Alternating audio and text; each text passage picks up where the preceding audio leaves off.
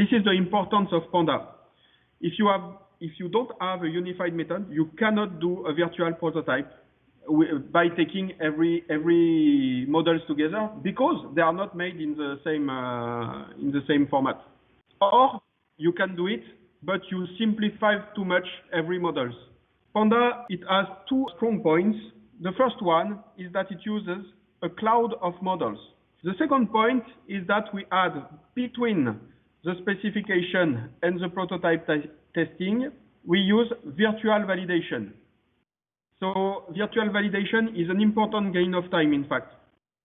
The expected result is that the Panda W cycles gives 20% of time reduction compared to a classical V cycle for the development of an electrified vehicle. So I will begin by describing the experimental setup.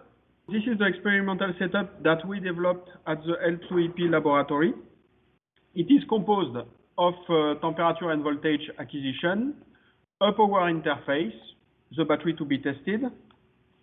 We must include safeties to avoid short circuit, for example. Then you have the hardware-in-the-loop device, which is developed by Typhoon. It plays a double role here. This is an hardware-in-the-loop interface and a real-time simulator. And then above, you have the cloud developed by Siemens. So what we do to gain time, always gain time, is that we use the cloud as a library, and we directly download and convert the file to be executed on the hardware-in-the-loop device. I give you an example. We have a Renault Zoe here. This is a model from 2016. And for example, you know, there is a retrofitting. That means that a manufacturer wants to test if a battery is good for this kind of vehicle. Here, we can, for example, test a higher power battery. Why a higher power battery? Because when you have high power battery, you have reduced losses. So you improve the global efficiency of the vehicle. This new battery would be composed of 7 models in series, which are the Panda project models here for the example. The maximum current of the battery will be more than 1000 ampere, and the voltage will be between 441 volts and 315 volts. And we want to know if the studied battery is compatible with this Renault Zoe. So the first thing we do is the simulation of the cloud. As an input, we use a reference velocity cycle. This is a standardized one. The advantage of this cycle for the battery testing is that you have any range of speed which is for real driving, from very low speed to very high speed, highway. So we simulate it, and we have the following outputs. You have the battery current as a function of time, the battery voltage, and the evolution of the charge, the state of charge of the battery. With that, we can say that current peak in simulation is 126 ampere. This is far less than the battery is able to do. So it works. So the electrical limits are not crossed.